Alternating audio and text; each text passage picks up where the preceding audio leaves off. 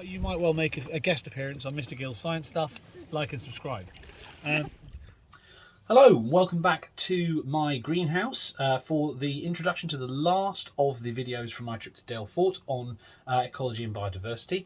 This one particularly focuses on synoptic questions. I mean, as you should be aware, if you're an A-level biology student, there will be a lot of questions that take multiple bits of the syllabus and put them together.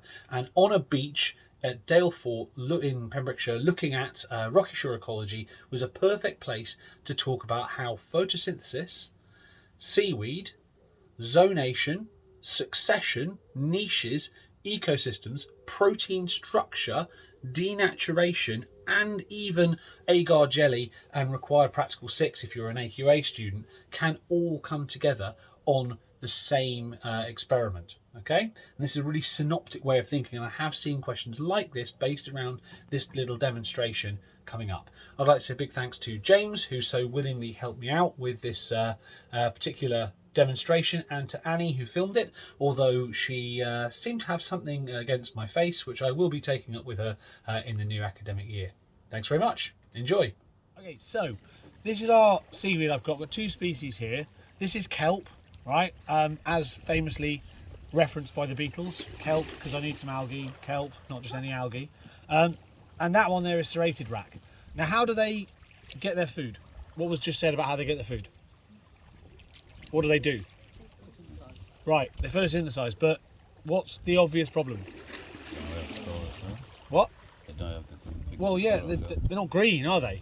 Okay, so what's going on there? Okay, so there's 2 possibilities. One, the chlorophyll is there, but something else is going on top of it.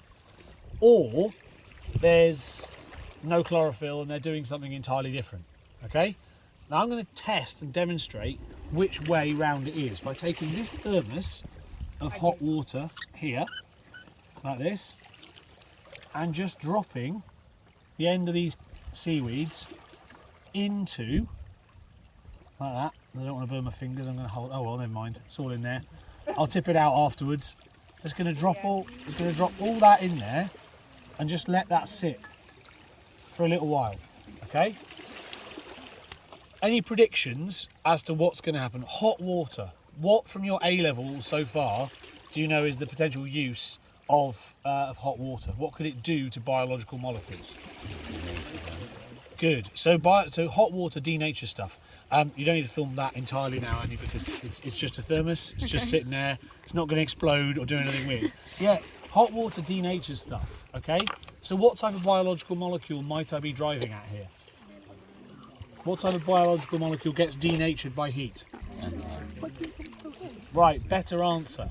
Okay, not all proteins are enzymes, right? So we're talking about protein getting denatured.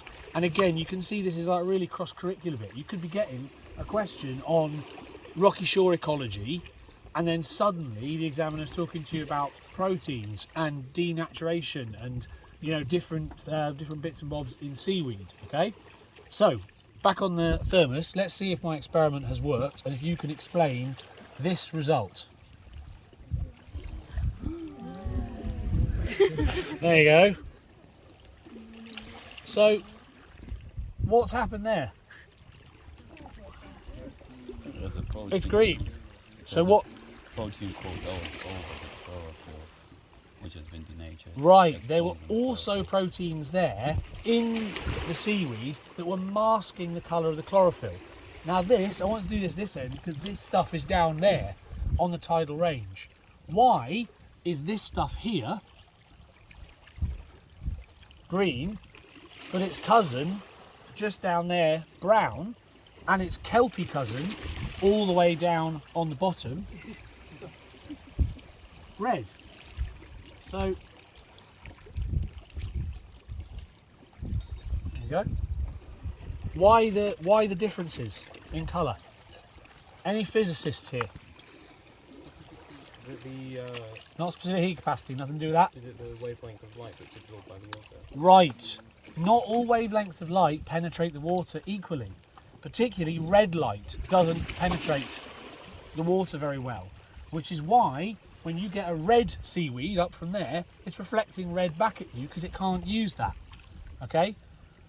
The brown algae has the same thing. When it's underwater, it's got pigments, right, accessory proteins as they're called, that absorb the light in one wavelength and re-emit it back into the chlorophyll at a different wavelength, so it doesn't get disadvantaged.